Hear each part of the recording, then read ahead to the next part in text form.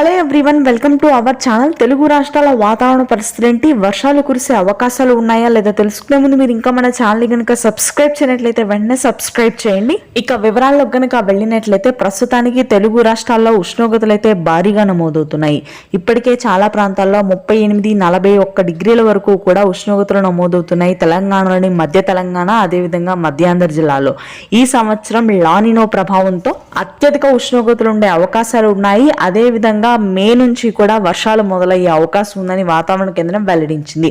ఇక ప్రస్తుతానికి రానున్నటువంటి 4 రోజుల వాతావరణాన్ని కనుక గమనించినట్లయితే రాయలసీమ, దక్షిణ కోస్తా, దక్షిణ తెలంగాణ ఈ ప్రాంతాలన్నింటిలో కూడా రానున్నటువంటి 15 రోజుల పాటు ఎటువంటి వర్షాలు కురవు.